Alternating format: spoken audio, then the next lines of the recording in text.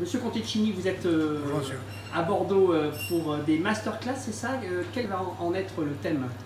Alors cet après-midi, de 14 à 16 h, on va faire une masterclass autour du praliné, autour de la densité de la matière, enfin beaucoup plus que le praliné, mais c'est le praliné aujourd'hui, le chocolat demain. Donc là pareil, la structure, l'air, enfin bon, plein de choses. Et ce soir, il y a une conférence de 18 à 20 h.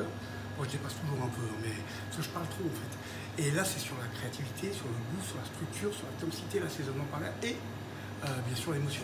Avec des mots qui sont importants, que vous avez couchés sur des livres, Oui. Mais avec du vocabulaire spécifique pour faire passer de l'émotion. Oui, absolument. Oui.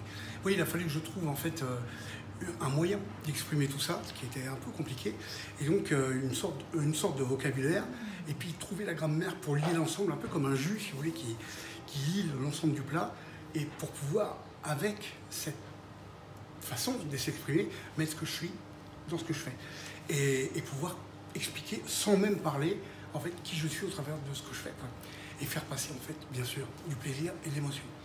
Du plaisir et de l'émotion que vous faites passer à travers des pâtisseries, mais dans le monde entier. Alors la pâtisserie des rêves vous a un peu entre guillemets servi de démonstration et, oui, et pour prouver tout ça. Et maintenant dans le monde entier vous faites passer ces émotions.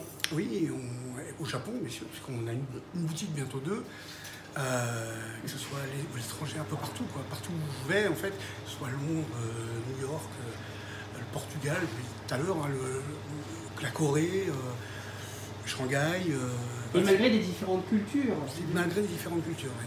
J'utilise les mêmes mots, la même façon de parler, et puis surtout, très important, les mêmes gâteaux, la même recette, partout avec des cultures très différentes. Qui font donc du coup appel à des émotions connues dans l'enfance. C'est exactement ça, en fait, c'est vraiment des émotions qu'on a déjà ressenties et essayer de toucher les gens et de faire en sorte que quand ils mangent, ce qui est quand même très difficile, hein, ils puissent se dire j'ai déjà ressenti ce plaisir quelque part, quand j'étais petit, quand j'étais plus jeune, où j'ai déjà ressenti ce goût-là. Mais au-delà du goût, c'est vraiment le plaisir. Pour moi, ce qui est important, c'est qu'on prenne du plaisir. Et toute cette créativité, tout le travail, tout le fait d'être lisible aussi dans ce que je fais. Parce que moi, ça m'a pris beaucoup de temps. J'étais perché très haut quand même, hein, il y a une quinzaine d'années. Je mettais 20 gouttes dans une verrine. Voilà, j'ai réussi à être simple, lisible, clair, et pourtant contemporain, moderne. Et voilà, avec une manière qui est la mienne, hein, de parler du goût, du travail du goût. Vous êtes ici pour 2 jours à Bordeaux, à l'école Best. Oui. Est-ce qu'on peut... Alors vous allez faire une tournée nationale à l'étranger ensuite. Oui. Est-ce qu'on peut espérer vous revoir prochainement à Bordeaux dans cette belle J'espère ville? bien, hein, j'espère bien. J'étais déjà venu faire un événement à Bordeaux, et c'est quand même une très, très grande et belle ville, Bordeaux. Et c'est pas pour rien que c'est la deuxième ville d'ailleurs dans laquelle je vais. Rennes, parce que j'ai mes amis d'adolescence, vraiment, ils sont là-bas. Donc je voulais commencer par ça, c'est plutôt affectif de ma part. Mais Bordeaux est tout de suite derrière, hein.